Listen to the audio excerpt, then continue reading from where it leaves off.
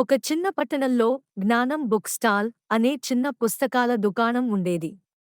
ఆ దుకాణంలో పనిచేసేది ఒక చిన్న బేబీ మంకీ. పేరు చింటూ. చింటూ పుట్టింది అరణ్యంలో, కాని ఒక ప్రమాదంలో తన కుటుంబాన్ని కోల్పోయి పట్టణానికి వచ్చేసింది.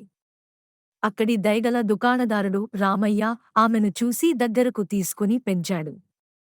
అతడే చింటుకు పుస్తకాలు ఎలా పెట్టాలి, ఎలా కస్టమర్లకు ఇవ్వాలి అన్నిఫనీ నేర్పాడు. మొదట్లో అందరూ నవ్వేవారు. ఏమండి, కోతి బుక్ స్టాల్లో పనిచేస్తుందా?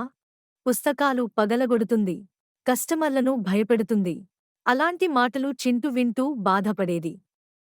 కాని రామయ్యగారు ఎప్పుడూ చెప్పేవారు, నువ్వెవరంటే ముఖ్యం కాదు చింటూ.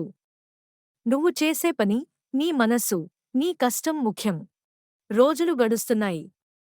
చింటూ అద్భుతంగా పనిచేస్తూ అందరి మన్ననలు సంపాదించింది. కస్టమర్లు అడిగిన పుస్తకాలను వెంటనే గుర్తించి తెచ్చివ్వడం, చిన్న పిల్లలకు కథా పుస్తకాలు చూపించడం, గణితం నేర్చుకుంటున్న పిల్లవాడికి సరైన గైడ్ ఇవ్వడం.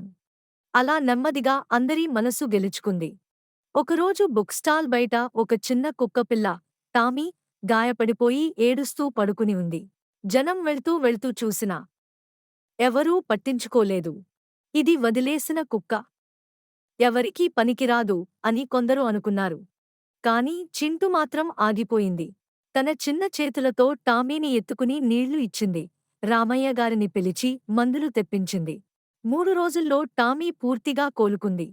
అప్పుడు అందరూ గ్రహించారు, జంతువులు పనికిరావని కాదు, మనిషి హృదయాన్ని అర్థం చేసుకోవడంలో చాలా ముందుంటాయి. కొన్ని వారాల తర్వాత పట్టణంలోని ఒక పెద్ద స్కూల్ చింటును బుక్ ఫేర్కు స్పెషల్ గెస్ట్గా ఆహ్వానించింది.